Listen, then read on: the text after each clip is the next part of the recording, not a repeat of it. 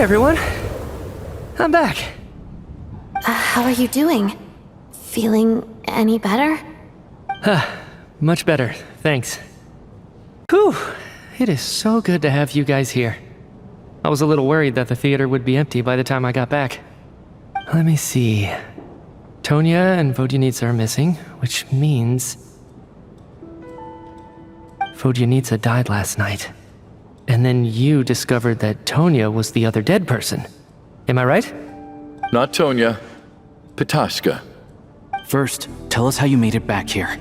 Given the conditions outside, no one should be able to return alive.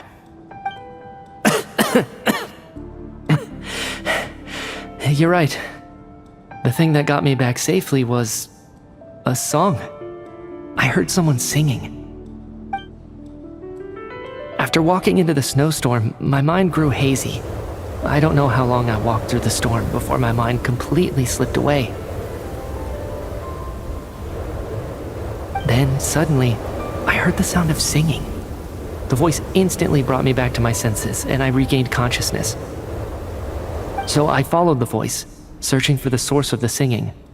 I searched and searched, until finally, just a few moments ago, there was the entrance to the theater, right in front of me. I've actually never performed this song in the theater before, because it has more of a ceremonial purpose for our people. It's not meant for the stage. It means something like, "May those we have lost watch over us, and follow this song back home in the night, so that we might be reunited once more." That must have been Vodyanitsa's Requiem. Who knew it actually worked? That song is meant to guide the souls of the dead. Mitya, that must mean that you...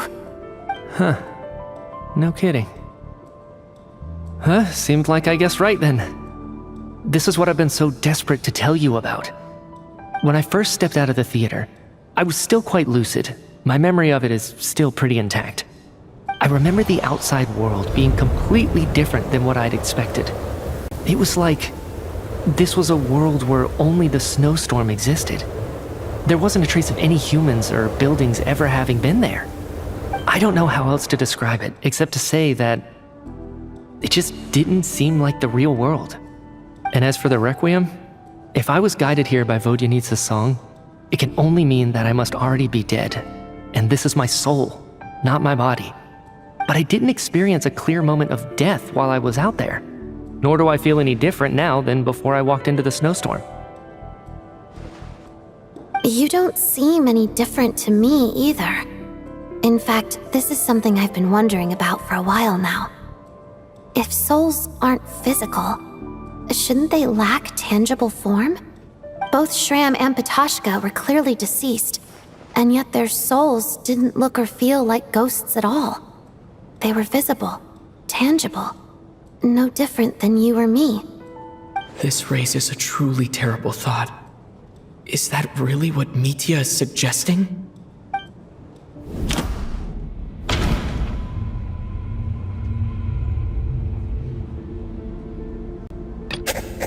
Dreams can't explain everything. And this isn't the Sub-Zero's festival.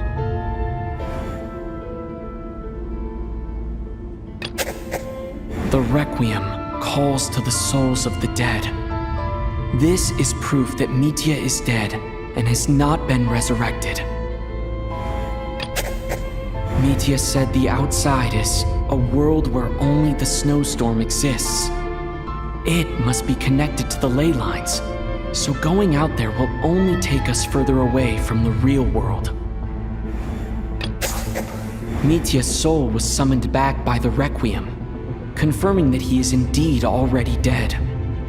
And yet, he looks no different from us. Of course, if even the long-deceased like Mr. Shram can blend in with us undetected, then maybe we've all been dead from the very start. And all of us are now souls wandering the theater.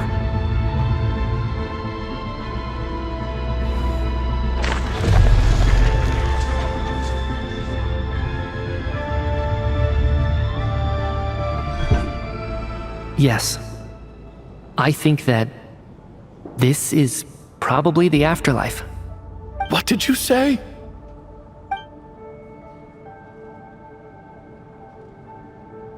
You heard me. We died in the theater. All of us did.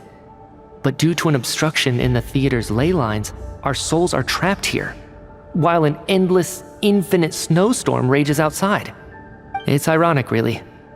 All that time, we were working so hard to figure out who the deceased among us were, when the truth was, we were all deceased. The only difference being some of us died more recently than others. Do you remember that note, "Death is near"? Seems like we misunderstood what it meant after all. Death was nearer than we wanted to think all along. The note simply meant that all of us were already dead.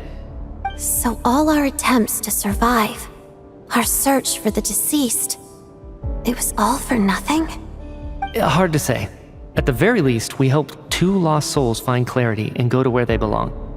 The presence of those 2 is probably what caused our souls to be drawn in by the ley lines.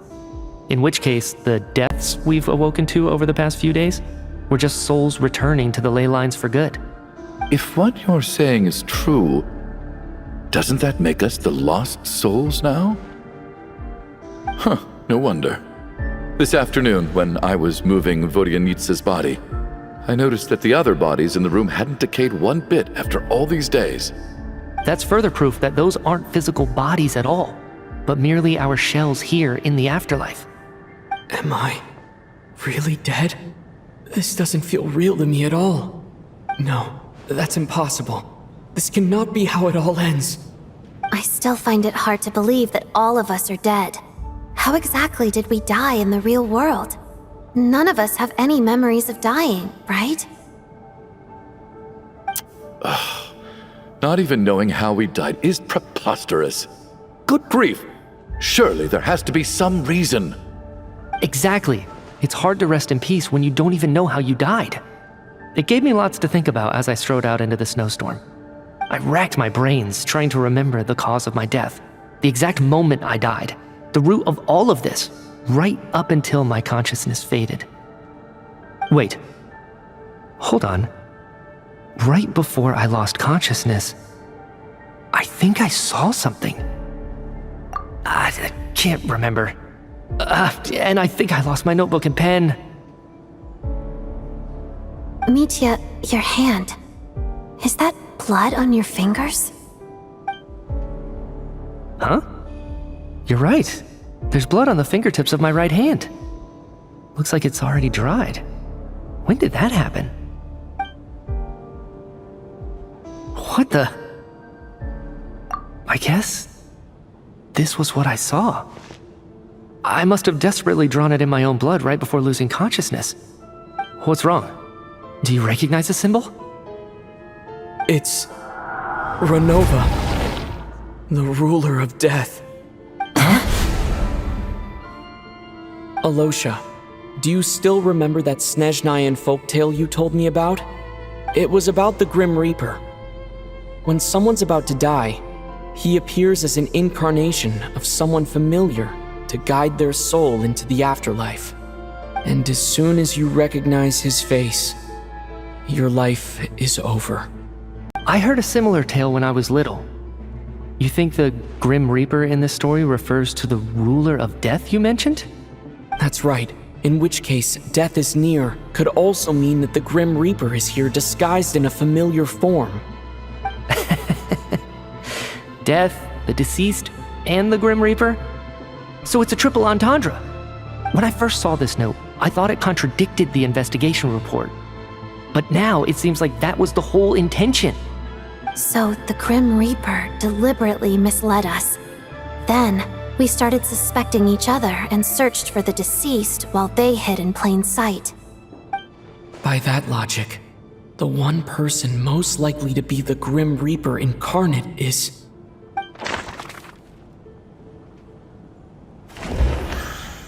Identifying the Grim Reaper is a major decision to make. I should think it over carefully.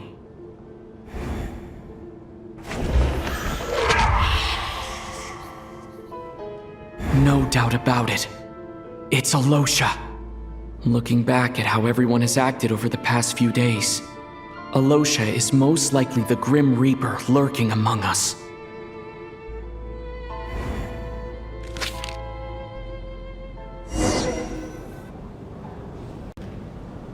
Is it you, Alosha? You were the first to discover the investigation report, and you had plenty of time to slip the note inside to mislead us. So? Surely you can't suspect me based on that alone. What if someone else found the investigation report first, slipped the note inside, and then put it back without telling anyone? There's no denying it. The note could easily have been slipped in much earlier than it was discovered. That's not all. I've also noticed that although on the surface, Valeri, Mitya, and sometimes I were the ones taking charge of the situation, looking back now, even though you didn't say much, you were always subtly guiding everyone from the sidelines. What do you mean? You were the one who emphasized how dangerous it was outside and insisted we all stay here. It was also you who suggested that we all sleep in the same place. And earlier today, you tried to convince Patashka to stay. I don't understand why, but it was out of character. So, you didn't understand my intentions, and now you're assuming the worst. Seems pretty unreasonable if you ask me. He still won't admit it. Fine. Let's see how he responds to the most damning evidence of all. The biggest question I have right now is, if the Grim Reaper is impersonating Alosha, then where's the real Alosha? When did they switch?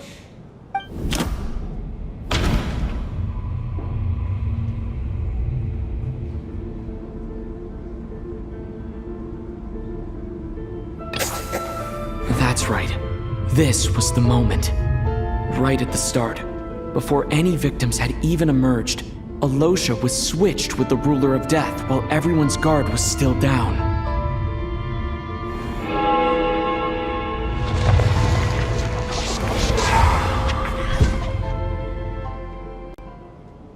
When all this began, right after the performance ended and the snowstorm began to pick up, no one suspected anything unusual. We just assumed we were snowed in. It wasn't until we discovered the bodies the morning after that we realized something out of the ordinary was going on. But it's clear now that the oddities actually started earlier than that, when Dimov walked into the snowstorm and never came back. Right. So Mr. Dimov was the first victim, not Sobolova and Torgov.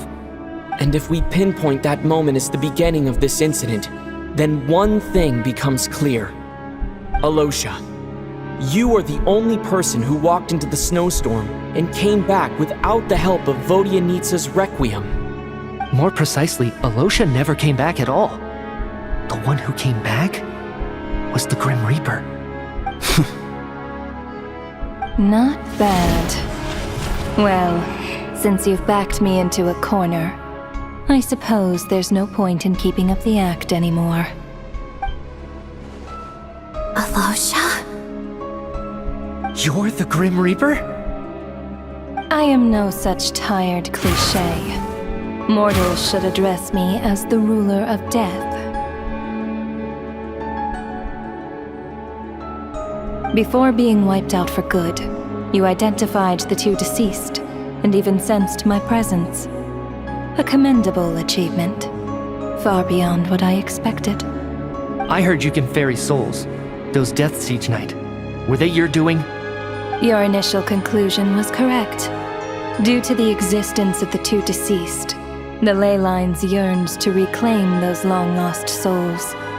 Every night they devoured an equal number of souls to fill the void.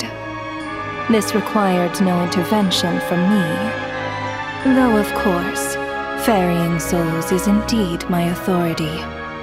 Here, take a look.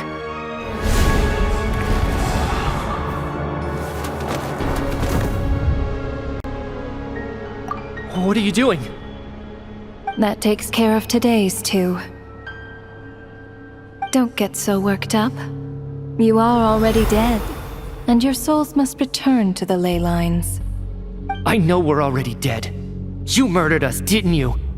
Murdered? No. Murder is when mortals usurp my authority. Death is my jurisdiction. If I require someone to die, I need not resort to such laborious methods as murder. You simply met the criteria to trigger my curse of death. I know about the curse of immortality. So there's another death-related curse too? You cursed us? When? And why would you do such a thing? So often, humans pray to me, begging to know when their death will come and what form it will take. But few people ask why. If you must have an answer, know that death comes simply because one's time has come. So you're not gonna tell us the truth? Hold your tongue. By all rights, you shouldn't even be allowed to speak with me. Those angels from the past are to blame for the reckless renovation of the ley lines here. It's made my work on this occasion infuriatingly complicated. Work? So trapping us here, making us watch our friends die, that's just another day at work for you? You clearly have a lot of questions. Fine. As a reward for your remarkable accomplishments over the past few days, I shall answer a few of your inquiries, provided they aren't too unreasonable. After the physical body dies, the soul must return to the ley lines for that person's death to be considered complete. My work encompasses the entire process of death, including, naturally, the guiding of souls into the ley lines, with which you are now so familiar. You must also be rather familiar with Natlan's Night Kingdom, I presume? It was I who supported the creation of the Night Kingdom. It provided a convenient means of guiding the souls of Natlan. Here, too, the ley lines connected to the theater underwent some modifications. The angels hoped to make them capable of accommodating the souls of some special creations. But this actually hindered their ability to accept ordinary souls to some degree. This effect manifested itself after you died from the curse in the theater, leaving you stranded in the afterlife, unable to achieve a complete death. But if souls who die from the curse of death fail to return to the ley lines within a short window of time, they will miss their chance for good. Then, they will remain forever suspended between life and death, no longer subject to the authorities of either. So if you don't resolve this matter soon, and see all our souls return to the ley lines before long, we'll escape your control. Mitya is sharp. This must be what Renova was worried might happen, and the reason she got involved to begin with. But if you have the authority to guide souls, why didn't you just show yourself and get it over with? Why hide among us in the form of Alosha? You seek to understand the mind of a god. Very well. I'll tell you. This is a theater, and I decided I wanted to watch a show about death.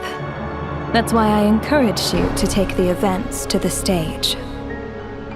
I found myself getting quite immersed. I suppose the entertainment you provided makes up for all the trouble you've caused me by being so defiant in the face of death. There. Are you happy with my answer? Can't say I am. Really? But it fits the stereotypes you humans have about gods. Just moments ago, you were complaining about how infuriatingly complicated your work here has been. Work is work, I get it. There are times when it's a huge pain, but you just have to get it done, right? That's a rather unique perspective for a human. You are in fact correct. There is a pain point in this case. Due to the obstruction in the theater's ley lines, there is a hard limit on the number of souls they can receive each day, making it impossible for me to ferry all your souls at once. Revealing my identity too soon would inevitably have led to futile resistance, and there was a risk that any souls who chose to run would disappear. Then there was the issue of the 2 lost souls you called the deceased. The way you resolved that quandary was all part of my design. That's what I don't understand. If all of us were souls of the dead, what made their presence among us special? For centuries, they have refused to return to the ley lines, exploiting the issues created by the angel civilization to resist being drawn in. Centuries of obsession accumulated during this process. You may think of this obsession as the resentment of the dead, and in this quantity, it was a bomb that could have detonated at any moment. It reached the point where I could not afford to leave it unchecked. But the only way to fix it was to help them acknowledge their own deaths, make peace with their regrets, and willingly walk into the snowstorm. Only then, with my guidance, could they finally return to the ley lines. Otherwise, you would not like to know what the consequences would have been. I vaguely remember seeing Batashka, but in the most terrifying form. Was that in a dream? Is that what would have become of her if she hadn't returned to the ley lines? I see your dreams brought you many revelations. So you see, death in fact grants wisdom to mortals. Souls connect to all things in the world and see the chain of cause and effect between them. It's nothing unusual. Anyway, giving psychological counseling to lost souls is not my strong suit.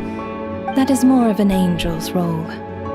It was something I could not resolve directly using my authority, so I decided it was easier to leave the bomb defusal to you. Meanwhile, of course, their presence caused the souls of other members of your party to return to the ley lines each night.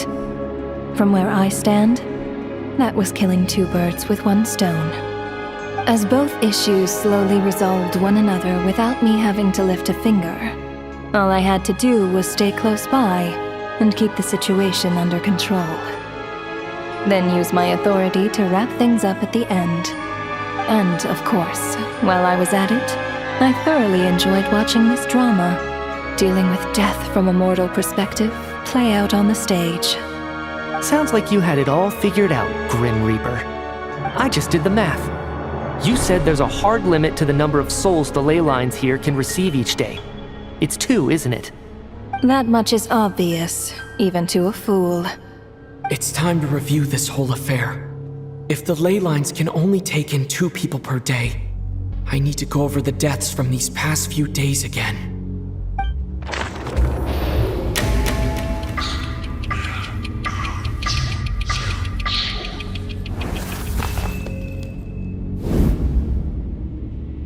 Looking back now, none of us had the faintest idea at the time. From the moment that staff member named Demoff walked into the snowstorm, the incident had already begun.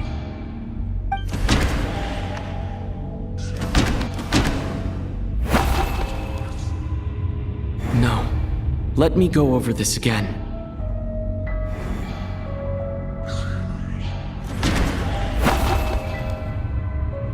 No, let me go over this again.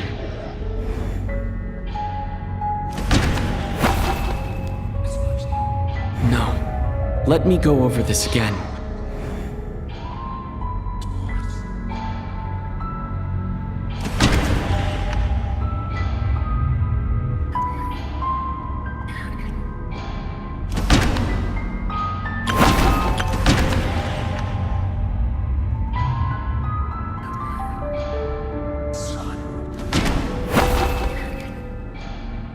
No, let me go over this again.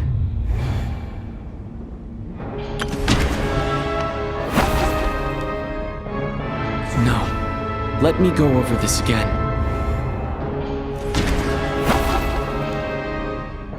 No. Let me... No. Let me go up...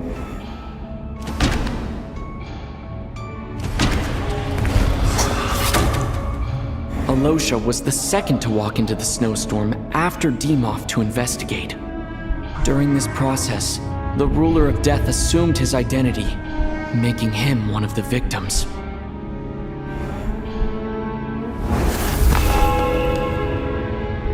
During our first night in the theater, everyone was caught up in the novelty of it all.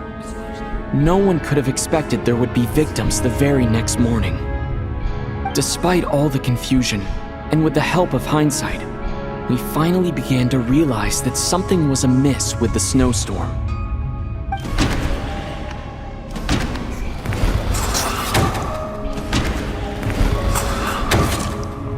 The ley lines devoured Torgov and Sobolova on the first night. At the time, we thought this might be a murder case connected to Lelik.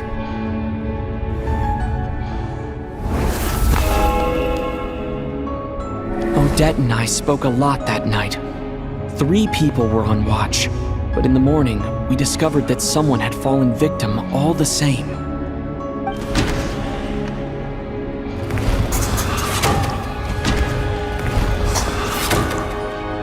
The deaths of Kulish and Rampana caused everyone to stop suspecting Lelik. Unexplainable phenomena occurred one after another, leading Mitya to suspect that we were caught up in a supernatural event.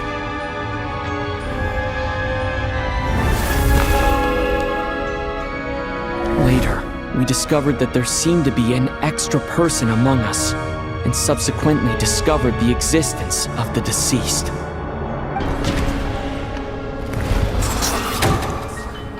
Mr. Schramm realized he was the deceased and walked into the snowstorm to return to the ley lines of his own accord. It turns out there really was a dead person among us.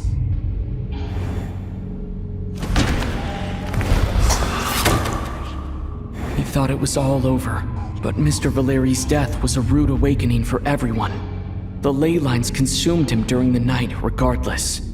A lot happened today. Mr. Valeri's death led us to discover the connection between the number of deceased and the number of victims during the night.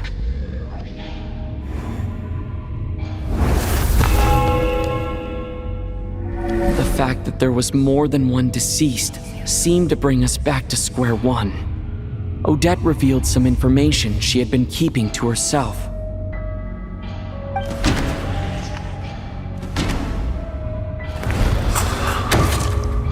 As it happened, Patashka filled the void left by Mitya's return from the ley lines by walking into the snowstorm this morning.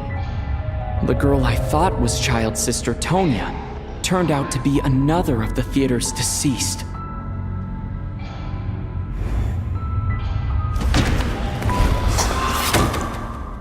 Vodyanitsa was swallowed by the ley lines in her sleep, but the requiem she sang before falling asleep was quite a game changer.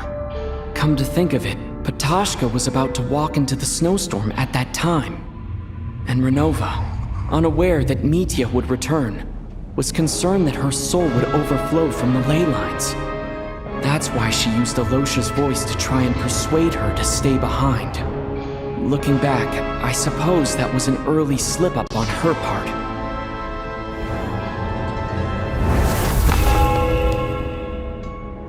No one could have expected anyone who walked into the snowstorm to return. But just after nightfall, Mitya returned, bringing crucial information with him. Various truths began to surface, including that all of us were already dead and that the ruler of death was here among us. Then, after revealing her true form, Renova callously claimed 2 souls.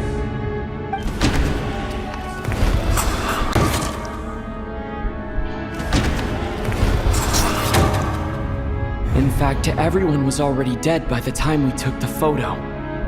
And in the days since, we've experienced many more partings in the afterlife. Now, only Mitya and I remain.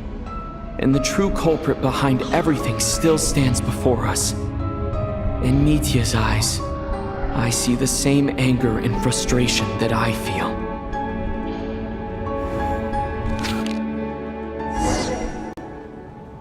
That covers everything. It's all clear now.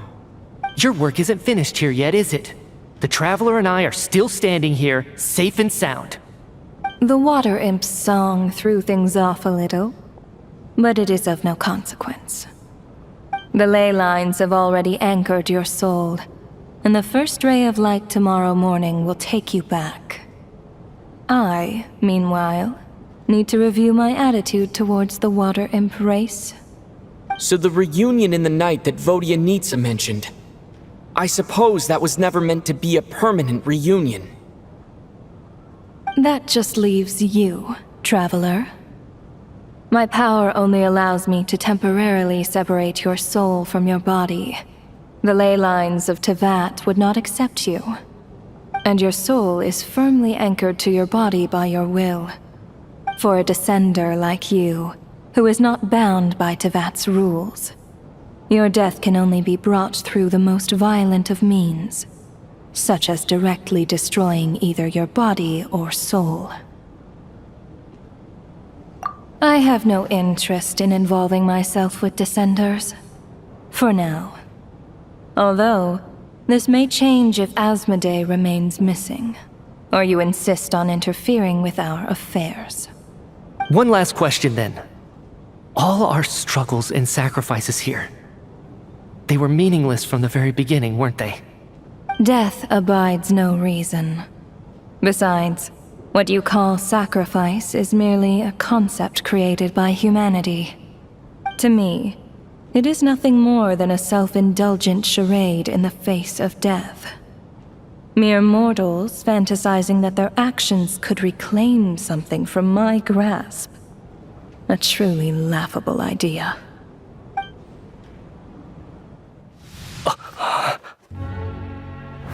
Grim Reaper, you really know how to get on my nerves. I'm not here to ingratiate myself with you. I kill merely because your deaths are necessary. Oh, you've made that quite clear. But humans don't take well to being scorned. Not even by the gods.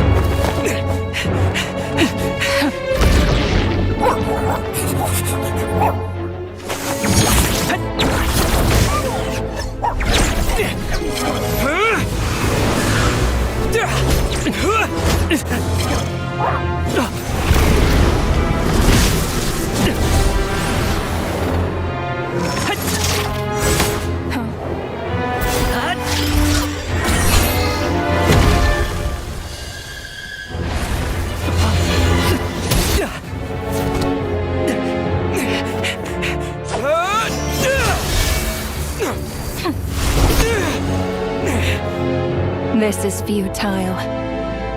You must know that you are powerless against me in my own domain. I suggest that you save your strength. For what? Maybe we can't change it. But if nothing else, we can at least teach you to have some respect for the dead. Audacious.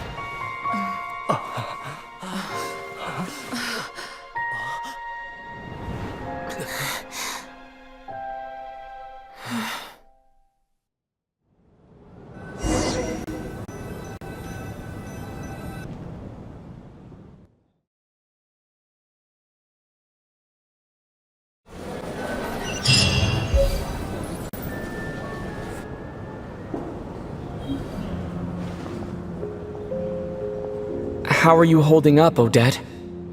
What happened to me? How much do you remember? What do you mean? Is the performance over? I can't seem to recall what happened. Has Odette already forgotten?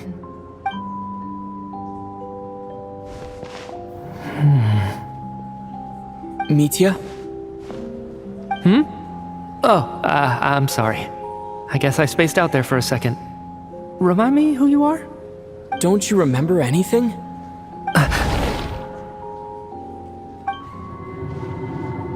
Yeah, I remember now, comrade. Looks like we guessed right. Just like me when Odette found me at the Armory Palace, for some reason, everyone killed by the Ruler of Death eventually came back to life. Just with one catch. They forgot what happened while they were dead. Odette and the others have already forgotten everything. Why were you able to remember this time? Could this be the reason? You said this is the Ruler of Death's symbol, right? I don't see anything there. You don't? Huh. Okay, I guess that makes sense. I carved this into my hand in the afterlife, so it's not visible in the physical world. Does that mean I carved this symbol into my soul? What an unsettling thought. Still, at least I get to remember what happened. I suppose it's a blessing in disguise. What about you, though? The Ruler of Death mentioned that you're a descender? Is that why you can remember? A full explanation would get complicated very quickly. But that's essentially it. Well then, now that it's all over, let's figure out what we've learned. The first thing I notice is that everything here is precisely as we left it, right before our deaths. This confirms that time passes differently in the afterlife than in the real world. They say that right before death, time slows down, and your whole life flashes before your eyes. That must be how you know you have one foot in the afterlife by that point. Anyway, clearly the few days we spent in the afterlife probably only amounted to a few short minutes in the real world. This also aligns with previous reports of widespread temporary memory loss among the Armory Palace personnel. Now it seems likely that those were all brief deaths caused by the Grim Reaper's so-called curse of death. To those unaware of the truth, dying and coming back to life must feel similar to a short bout of catatonia. This leaves me with a couple big questions. What are the conditions that trigger this so-called curse of death? And why are we resurrected after we die? If nothing else, I think it shows that killing us wasn't her ultimate goal. We still don't know her true reasons for subjecting us to death. Right. This time only got complicated because of the situation with the theater's ley lines. That's why she had to approach it differently. If the previous incidents of amnesia among the researchers are anything to go by, killing us is usually a pretty routine matter.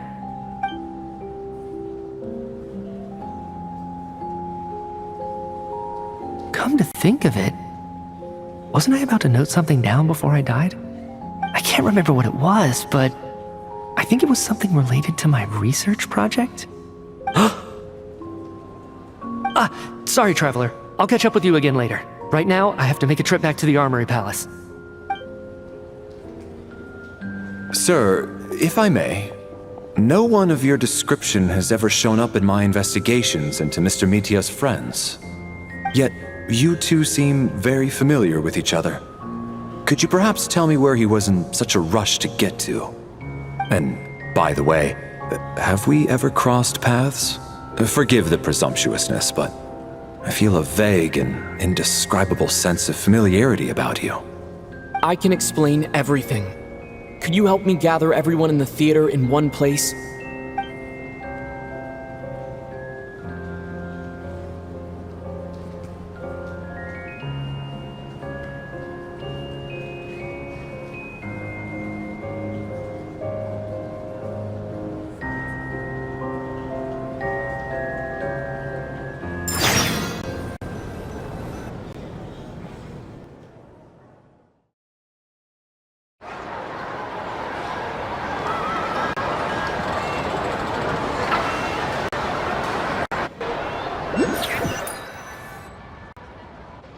So Chuganov really is going to shut down the factory.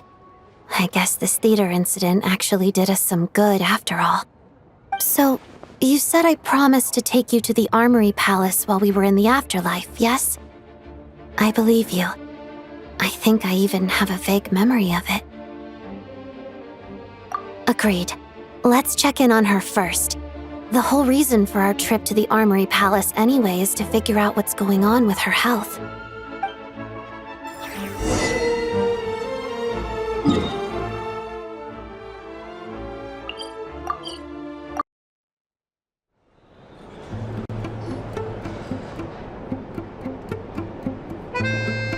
I'm finally back, even though a long time has passed from my perspective. As far as Paimon's concerned, I probably just went out to watch a very short show. I should keep my emotions in check when I see Paimon again, or it'll seem weird. Wait. The atmosphere here feels off. Shh. Stay quiet. Let's go inside and take a look. Have we still not been able to notify Child yet? We need new orders. What if that person comes back again?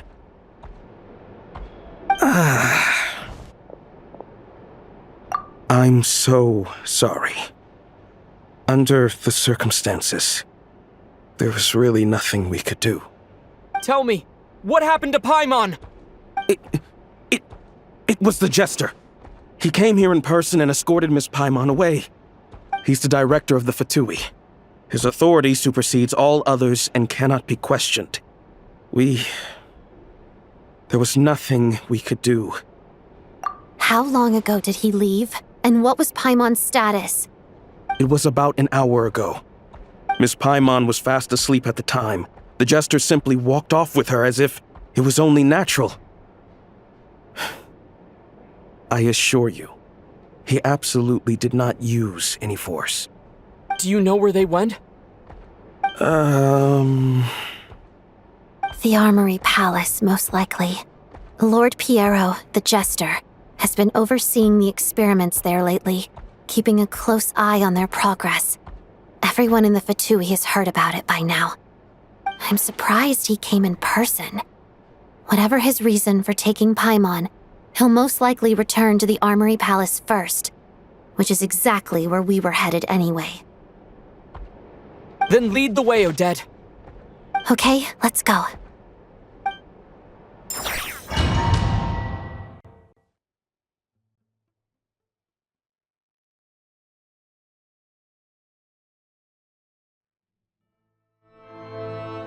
It's just up ahead.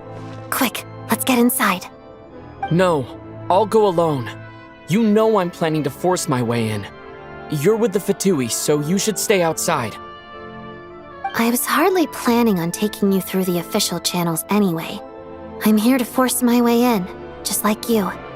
I may be a Fatus, but I'm also Lelek, enemy of Project Stuzha. Paimon's safety is paramount right now. With me around, you'll have an extra pair of hands. There might be devices inside that are easier for an insider to deal with. If you say so. Let's go. There's no time to hesitate.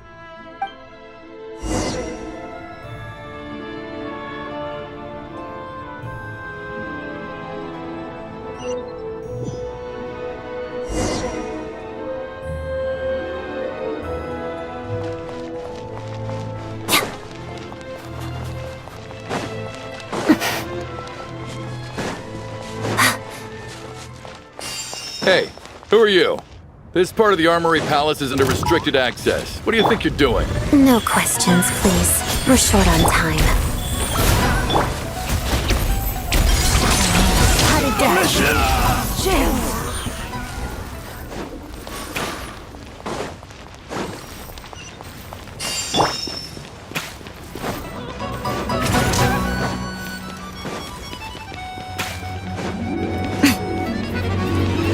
Right here, right now, right here.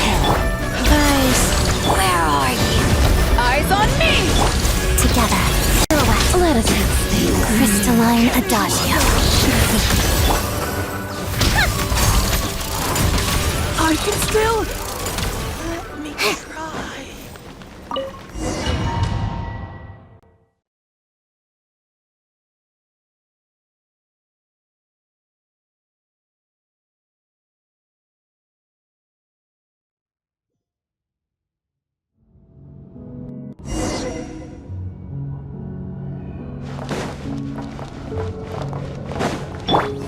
emerge. Right here. You have a pass? Where are you coming from? So, you're intruders, huh? Don't blame me for what happens next!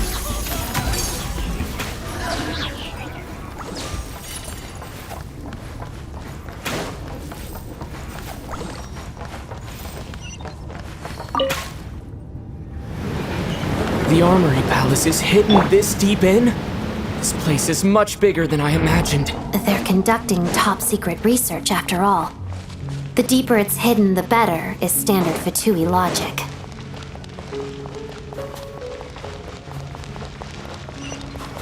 The style doesn't really look like the Fatui's handiwork, though. They must have requisitioned some structures from a past civilization.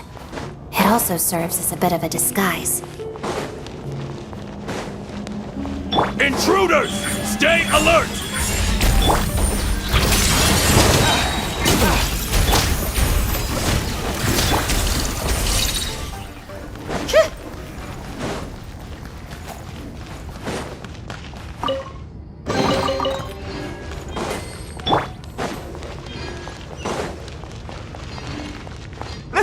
Intruders? Don't come any closer!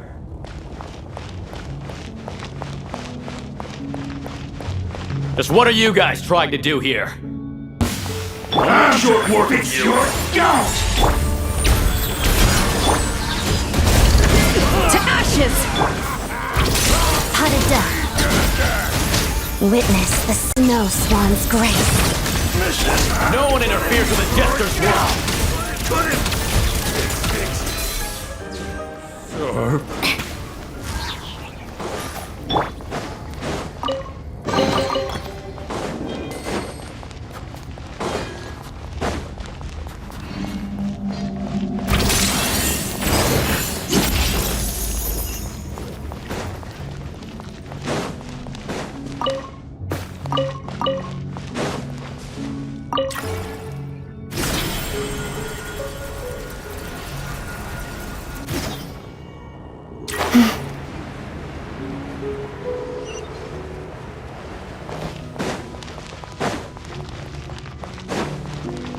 Looks like no one's guarding this place. There's something off about that decoration over there.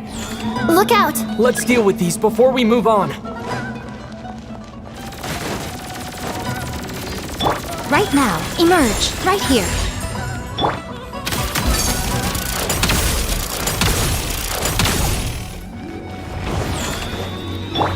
Life goes on.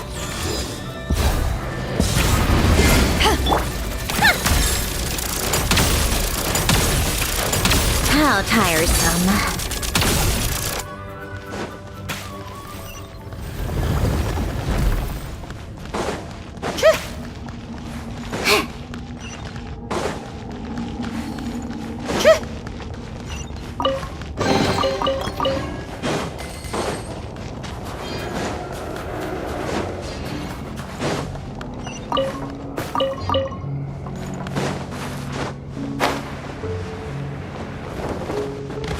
The researchers here probably don't know that we're uninvited guests. Let's try not to hurt them. What's the big star from the theater doing here? That's Miss Odette. She's a member of the Fatui. Don't tell me you didn't know that.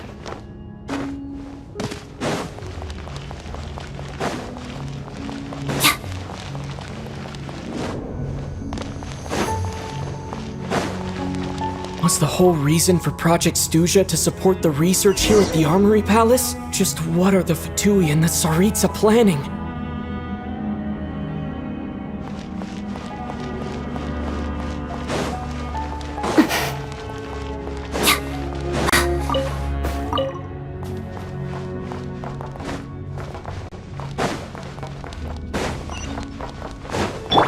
Take a break.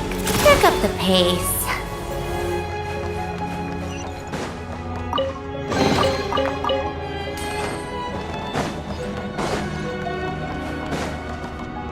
Whoa! Who are you? Never seen you around here before.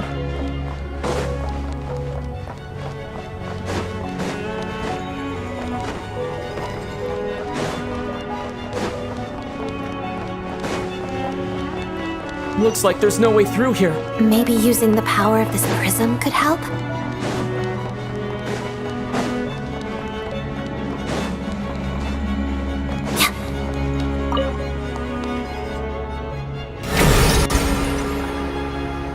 I think I see some images. It's the prism's power at play, causing images of the past to reappear, albeit only as illusions.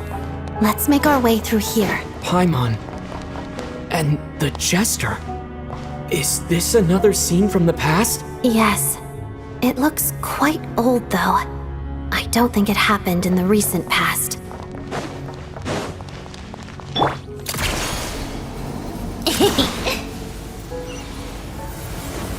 What's going on here? What happened? The source seems to be the Armory Palace. They must have started some large-scale experiment. Wait, what if this has something to do with Paimon? We need to hurry!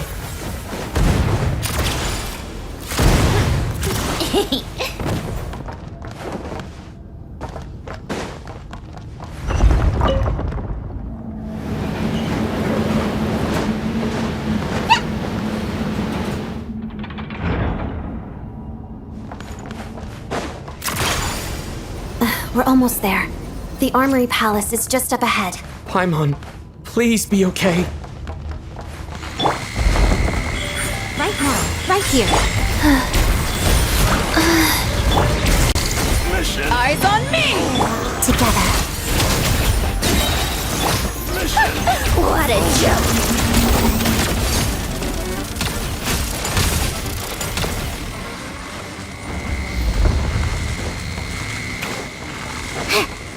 How tiresome. Pick up the pace.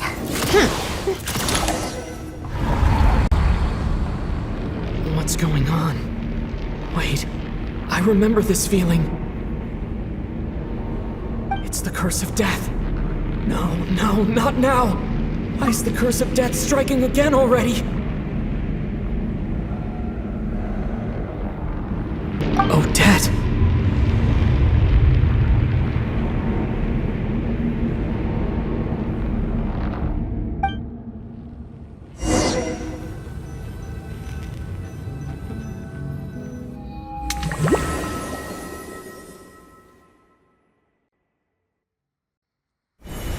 Is this the afterlife again?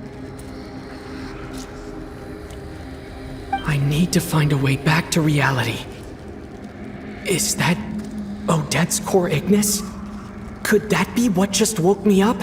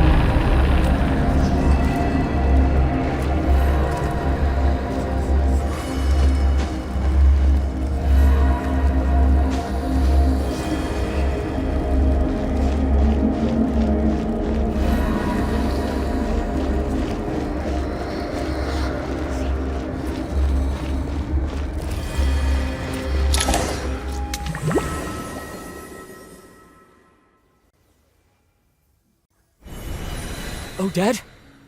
Odette! No signs of life.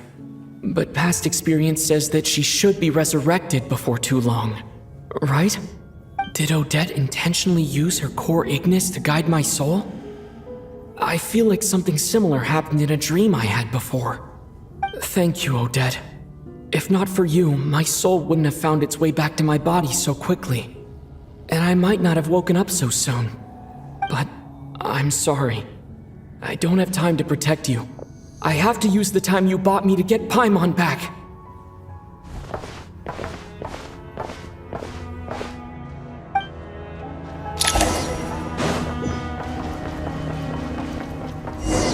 Sure enough, everyone here has been affected by the curse of death.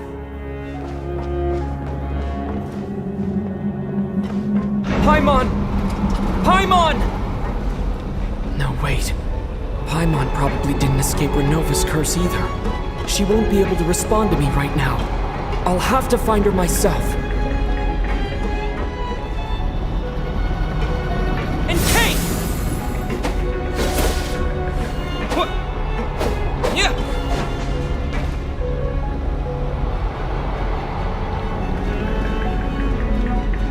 Mitya! Is this the laboratory he works in?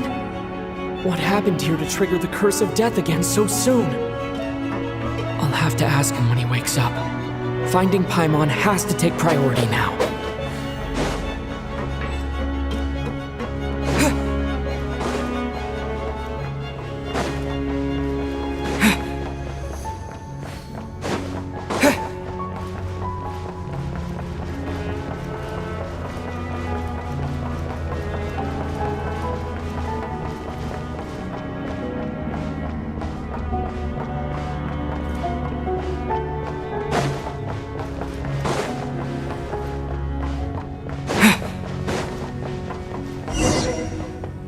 Found her! Paimon really is here!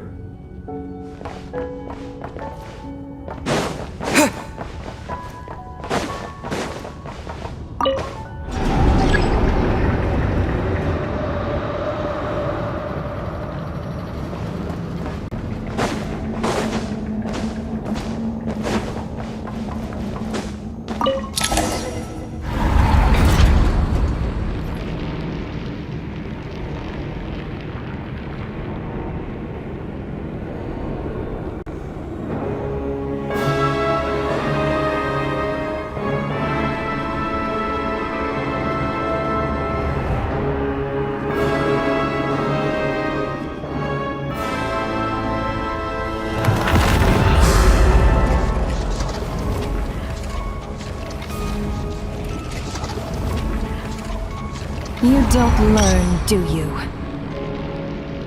You've already been involved in one mass death, and now you show up at the scene of another. This might have passed for a coincidence the first time, but a second time? Am I to assume you are intentionally interfering in Snezhnaya's affairs? Judging by your expression, it seems that you understand little of what is going on here.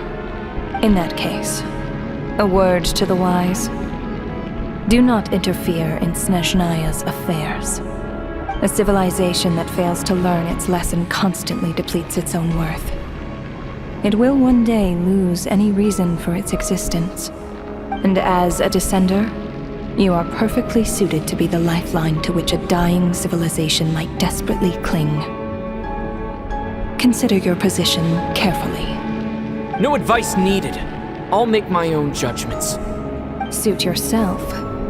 When the day of reckoning arrives, not even a descender can hope to escape unscathed. The time for resurrection fast approaches. The mortals here are not yet worthy to behold my form. So that will be all for today.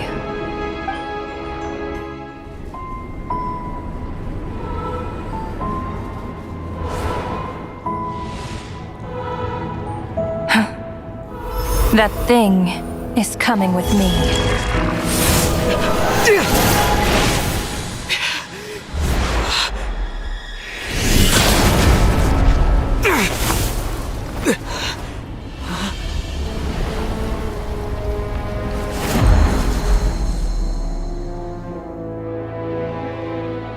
You awoke sooner than I thought.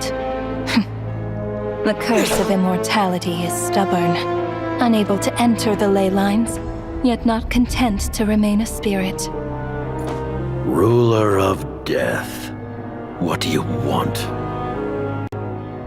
You perplex me. Both you and you. That thing may be a creation of Celestia, but it possesses none of Celestia's power, let alone authority. Your obsession with it baffles me. No matter, the resurrection will soon begin. It's worthless anyway. I'll reclaim it next time.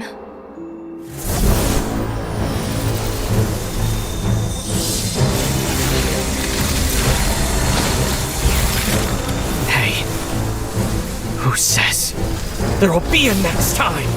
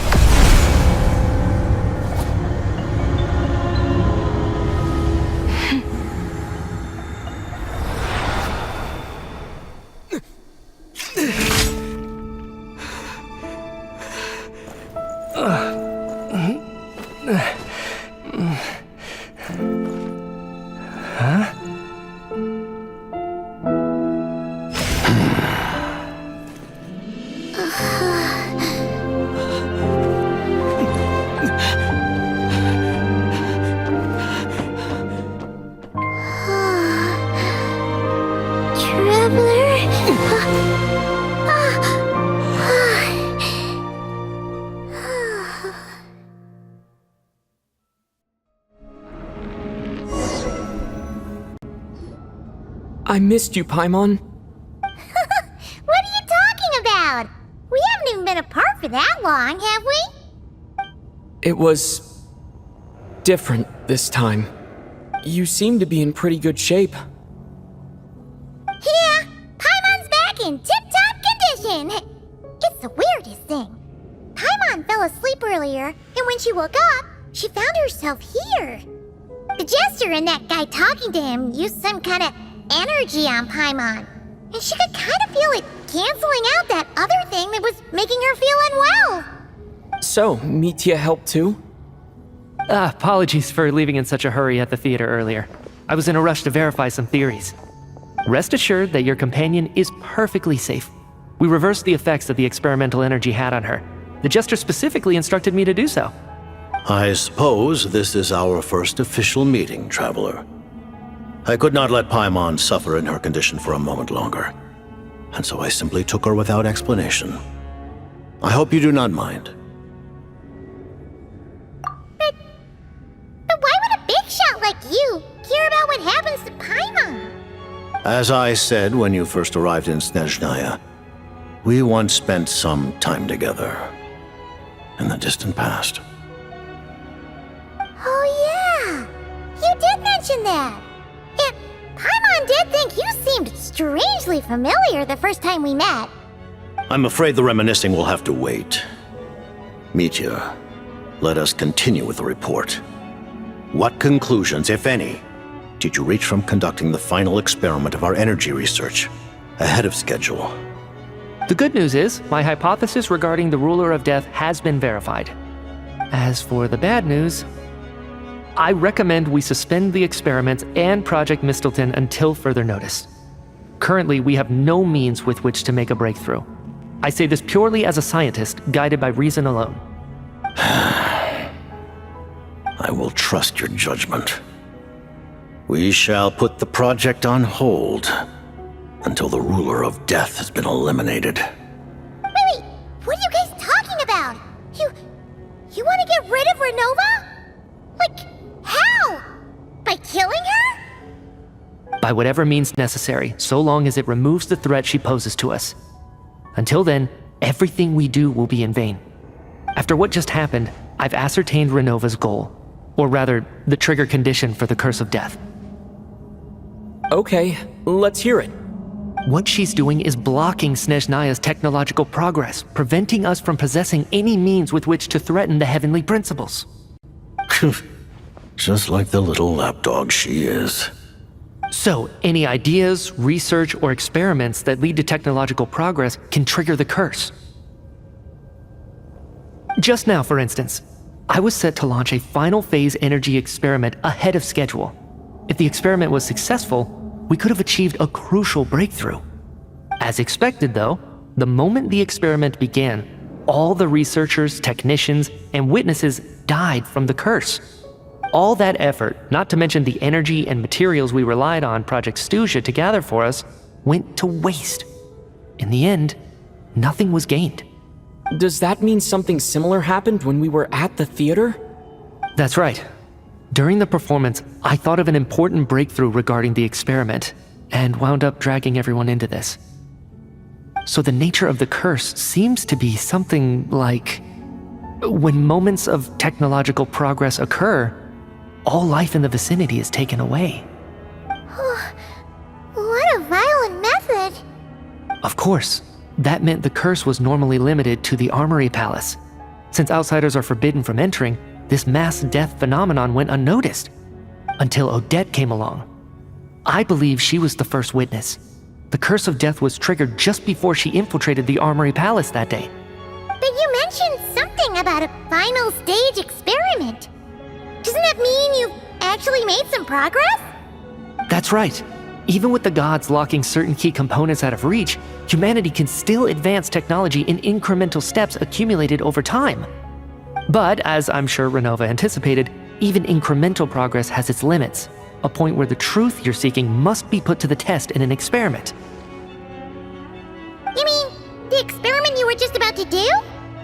Yes, we were at a critical juncture, a moment where the quantitative was about to translate into fundamental qualitative change.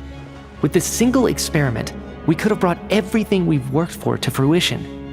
But now, after already being forced to fumble around in the dark all this time, it feels like we've truly hit an impenetrable wall. As long as Renova's Curse of Death persists, we won't be able to advance the experiment or obtain any results. And with Project Snezhnaya having been in effect all this time, at our nation's current strength, repeated trial and error is simply unsustainable. Only by eliminating Renova first will it be possible to continue advancing our plans. But she's the ruler of death! She can just kill whoever she wants, right? That's gotta be the scariest power ever! Is it even possible to beat her? We'll see. But one thing's for sure. She definitely can't just do whatever she wants. The best proof of that is me, standing here, very much alive. You're saying... Wouldn't it be easier to just kill all of us researchers for good? Why resurrect us over and over again? Why let us advance our technology to this point? So, you're saying even the ruler of death has limitations we don't know about? Exactly. And I think that's where the key to our breakthrough lies. Regardless, the ruler of death has always been an obstacle we must overcome. Indeed, we must face life, death, time, and space. After all, our goal is the heavenly principles. The Fatui want to challenge the heavenly principles? For a long time, I've had a vague suspicion the Fatui and the Tsaritsa were targeting the heavenly principles. But hearing the Jester admit it is still a shock. No wonder the Tsaritsa's goal has always been kept a secret from the people. What kind of road will that lead Snezhnaya down? In that case... Lord Jester, I would like to request some leave. I'd like some time to organize my thoughts and go over the data. Granted. Get some rest, put the experiment out of your mind, and take care that the Curse of Death doesn't affect any civilians.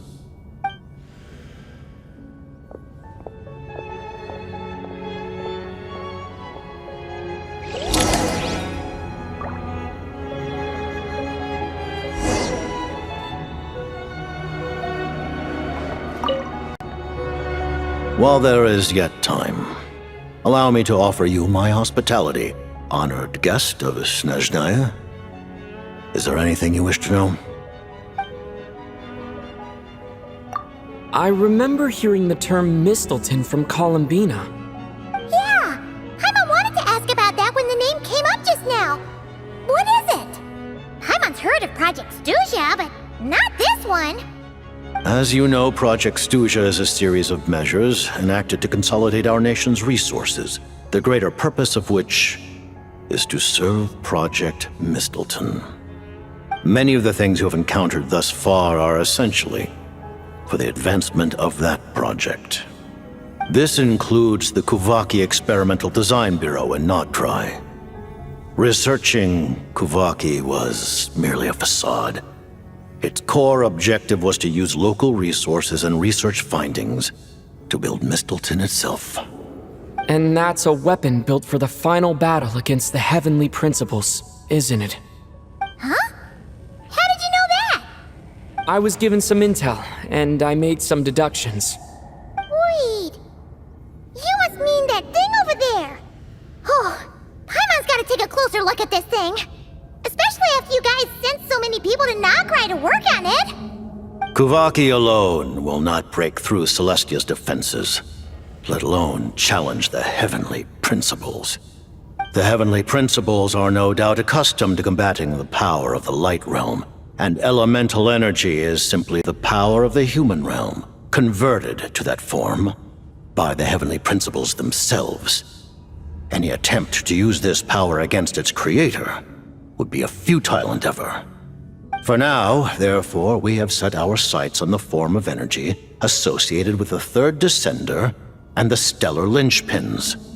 This may hold the potential to allow Mistleton to contend with the Heavenly Principles.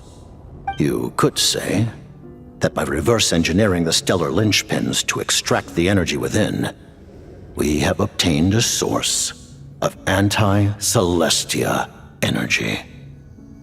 The Kuvaki Experimental Design Bureau, Project Stuja, and the new energy experiments.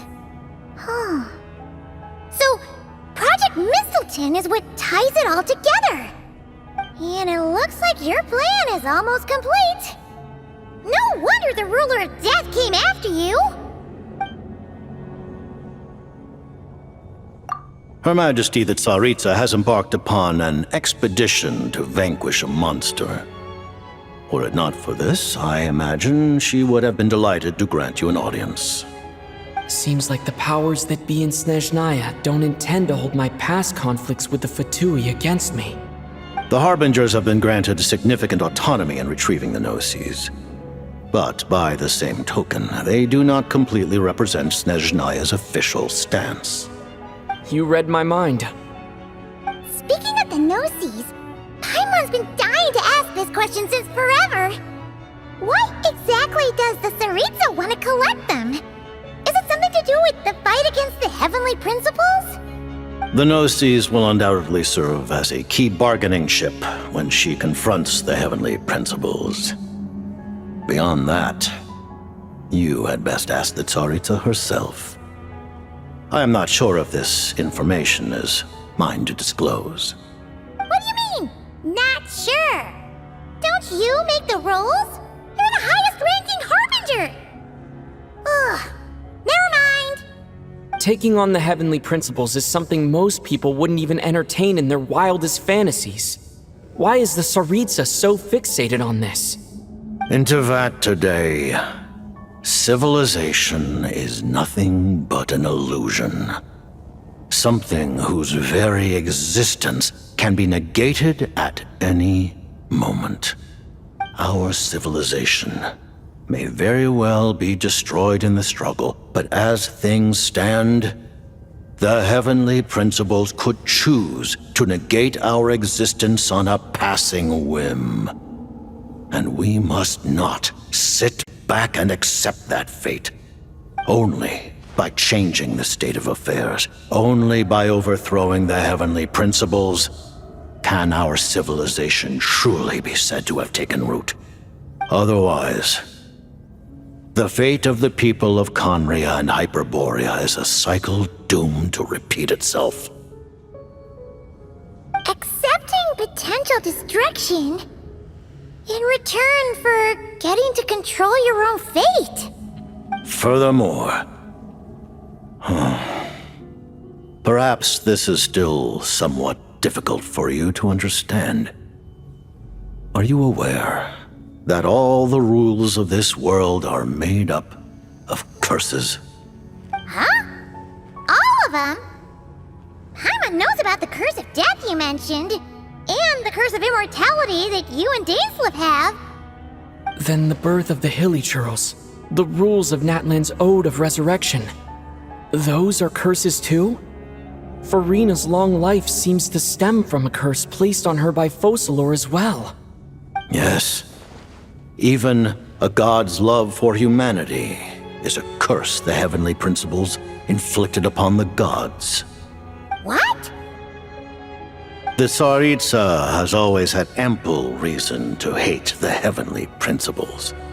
If she can seize their authority, she will reconstruct the entire world, and when that time comes, humanity will be completely liberated from curses and lies.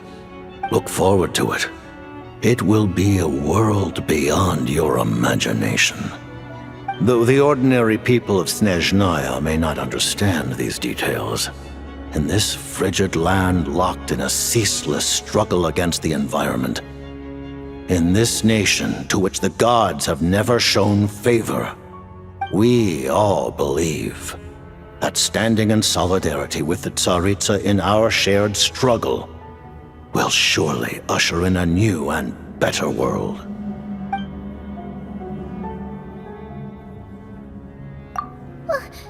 Paimon really doesn't remember! He's basically a stranger! You've gotta believe Paimon! Allow me to explain. The reason Paimon reacted to the anti-Celestia energy developed by the Armory Palace is because she comes from Celestia herself. More specifically, she is one of its creations. Paimon?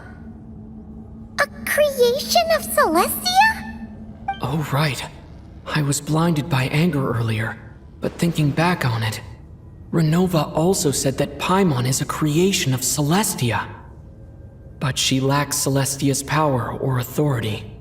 As you know, the lunar fragments in Nodcry were pulled down from the sky using Fatui technology. But the first application of this technology was in Conria over 500 years ago. I used this technology upon the heavens, and the response I received was none other than Paimon descending from Celestia. I presented her to the Vinster King, but he took no interest in this gift, nor did it satisfy him. Paimon then took up temporary residence in my palace until, of course, the arrival of the Cataclysm. Wait, Paimon's a little confused.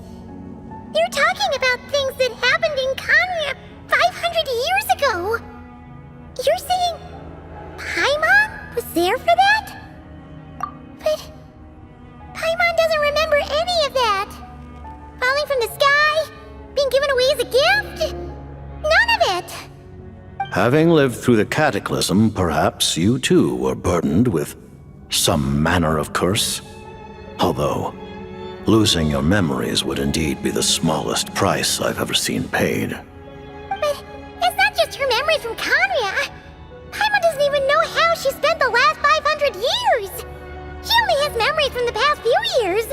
No matter how hard she tries to remember. What was Paimon like back in Conria? Did she know a whole lot because she came from Celestia? Was she super smart?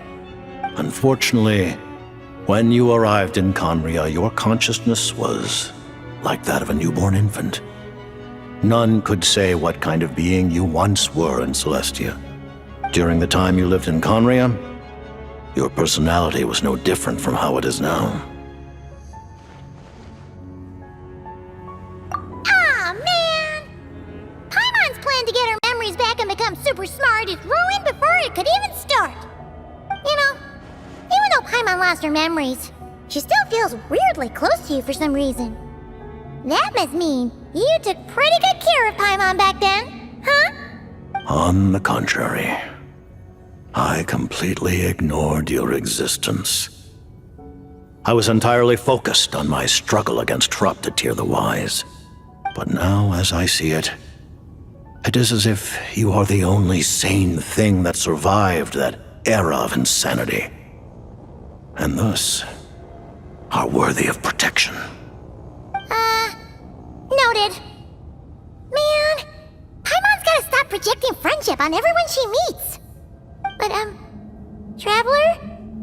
Even though you know Paimon's some creation of Celestia now, you still want her, right?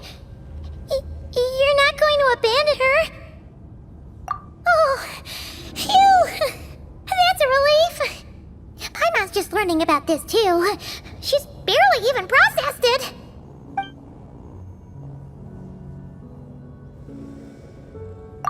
Thank you for telling me so much. I'm a bit surprised, honestly. I didn't expect you to be quite so transparent with me. Given the circumstances, the Fatui need not hide anything from our allies. Allies? To advance Project Mistleton, we must first resolve our issue with the Ruler of Death. And if I presume correctly, you have no intention of letting her actions go unpunished either, do you? That's right. Ever since she said she intends to reclaim Paimon when we next meet, I figured reconciliation was out of the question. Against an opponent of this caliber, deliberating over our allegiances would waste time we do not have. We must join forces unreservedly with whomever we can, if we are to stand anything like a fighting chance. You're going to challenge the Ruler of Death? Just for Paimon? But Paimon's only... Thank you! Oh, thank you! Oh, gee! Now Paimon doesn't even know what to say! Anyway, Paimon's super touched! The Tsaritsa will return in triumph in short order, and the Fatui shall hold internal discussions regarding the enemy. The time for us to meet again will come very soon. Got it. Thanks for your help with Paimon. I'll be sure to look after her for you. There was just one other thing. Well, it's just a request, really. Paimon really wants to see what this Mistleton thingy you're gonna use against the Heavenly Principles looks like. Of course, Paimon knows it's top secret and stuff, but she just had to ask. It's okay if the answer's no. Certainly you may. Whoa, for real? Actually, maybe it's best not to. What if her Nova suddenly pops up again? She might take this chance to... While the technology is not yet fully developed, it has nevertheless reached the stage where Celestia's creations are unable to damage it. In that regard, you may rest assured. Oh. Wow. No wonder Paimon felt so out of sorts recently, even though it was super far away. Alright then! Paimon's ready to take a sneaky peek at this top secret super weapon!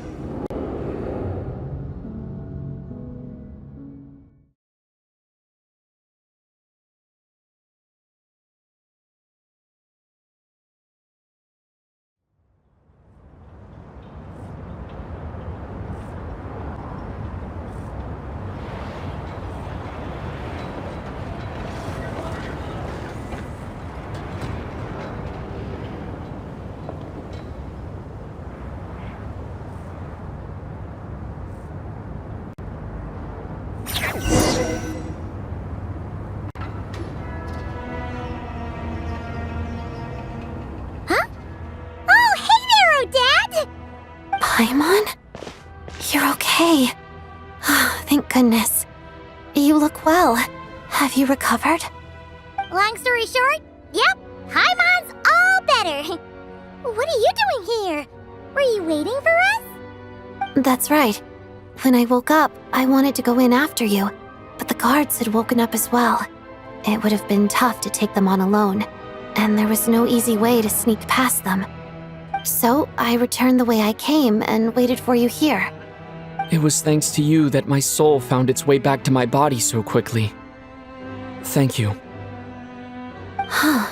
That actually worked? Nice. I just figured I'd try my luck when that ominous feeling struck me. Really, you should be thanking this thing instead. Anyway, and now that things here are all taken care of, I have other things I should get back to.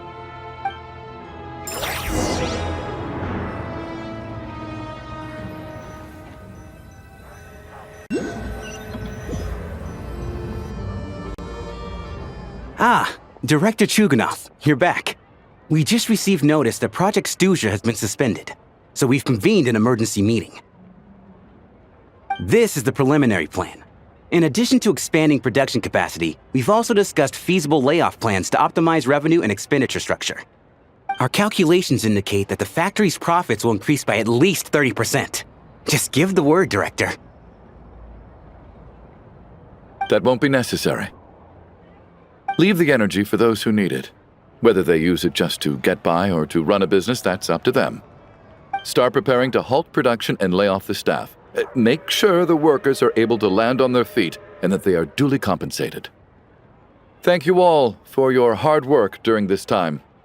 Am I hearing you right? Why? After all the tough times we made it through, now is exactly when we should start to turn a profit. I just suddenly don't want to do this anymore. Huh. Does there have to be a reason? Iskra, it's time to rest. Dear esteemed members of the Rokot, given the effects of Lelik's radical actions upon our organization's reputation and social stability, a decision has been made to permanently withdraw this codename from use. Considering that Lelik did what they did for the benefit of the people, the Rokot has nevertheless negotiated with the authorities, ultimately securing a waiver for all penalties due to them. Lelik will be suspended for a period of time. Depending on their future performance, they may be allowed to adopt a new codename and continue acting as part of the Rokot. The purpose of this notice is to remind everyone once again that motives and methods are equally important when one operates in the shadows. Even with Project Snezhnaya's suspension and our interim operational victory, we must guard against complacency and rashness and work to consolidate the progress we have made so far. We act only for the greater glory and solidarity of our nation. May the aurora shine ever on, and the tundra always stand firm. We act only for the greater glory and solidarity of our nation. May the aurora shine ever on, and the tundra always stand firm. Looks like it's finally over. You mean for us? Just thinking out loud. I've never seen the Snezhnaya Vecha so lively before.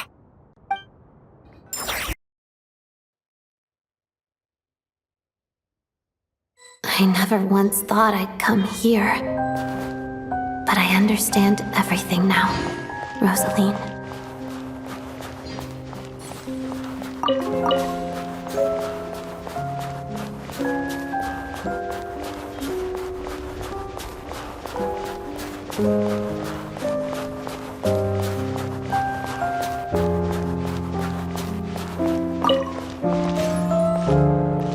I've seen Spirit Seeker performed many times, including by your mother. Why do you bring that up all of a sudden? Even though the choreography is always identical, every dancer finds a way to make it her own.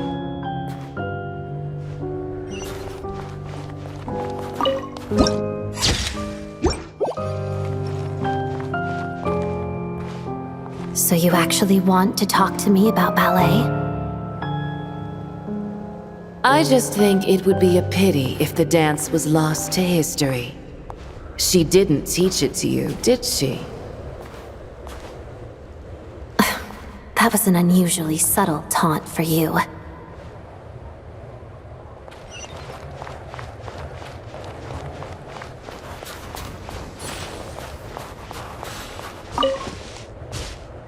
We embraced one another on the snow-swept plains, melting the ruthlessness of time. But when our bodies, in pieces, are cast to the winds, what of our love will remain behind?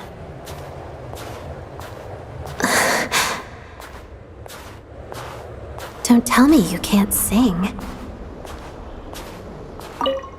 Shush.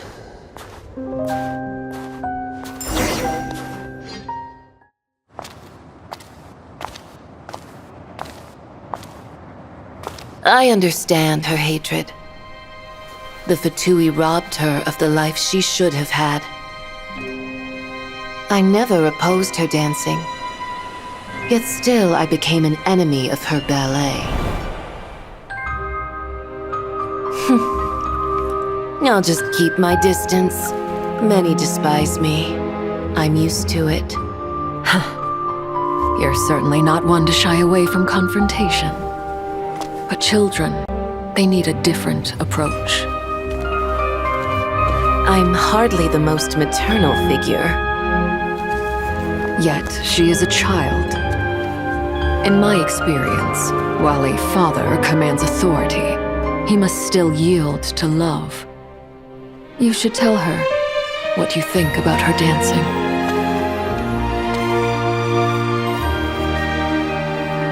Odette will soon take the stage at the Korylievsky Theater. This could be your chance. Geonosis secured. It went smoothly. I'll be there. Have them send me an invitation.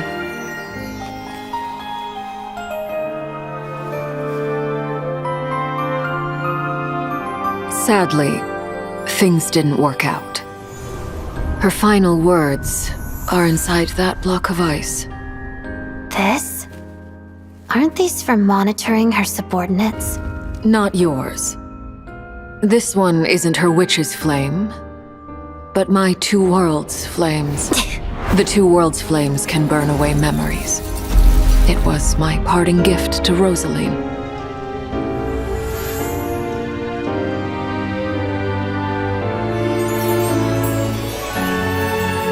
If all goes to plan, she and I will both live to see the Tsaritsa succeed.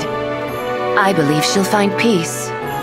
But if anything happens to me, she needn't follow in my footsteps. The cryo-energy will fade away in time. Then the two worlds' flames will burn away all memories of the Fatui. She'll be free to dance.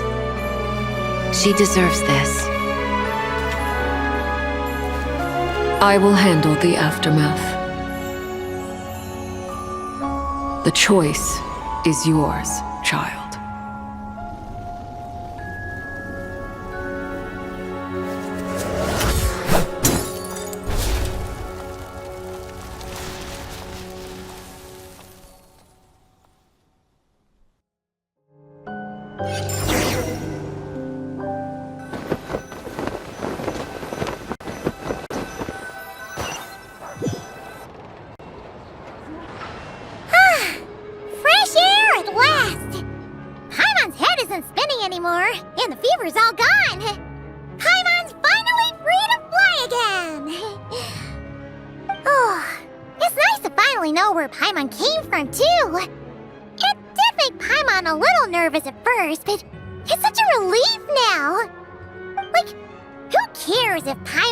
Creation of Celestia.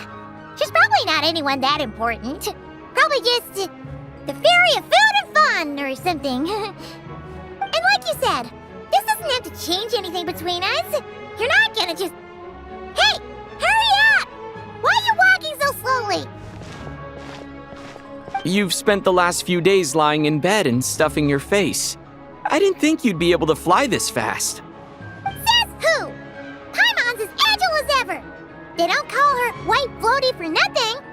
Paimon originally wanted to check out the bookstores in Snezhnaya, but she's more in the mood for flying around right now, so let's save that for later.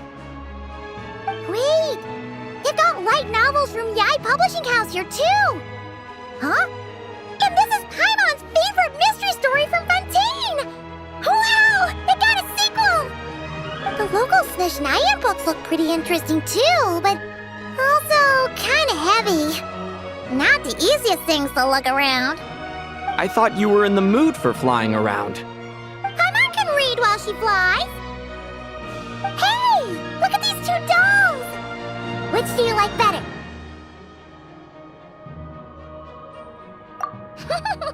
Alright! Boss, we'll take both. Paimon will have the other one. Oh, I thought we were only getting one. All right, fine. I'll pay. There you are. Thanks for visiting. Paimon will grab this and then... Huh? Huh? Huh? How many layers does this thing have? And what are you laughing at? Huh. You knew all along, didn't you? A whole bunch of people are gathered over by the plaza! Hey, look! That looks like Tartaglia! Hey, Tartaglia! I know that voice. Of course. If it isn't Paimon and my old comrade. You're looking well, Paimon. All better? Yeah! The jester knew I was wrong and fixed Paimon right up!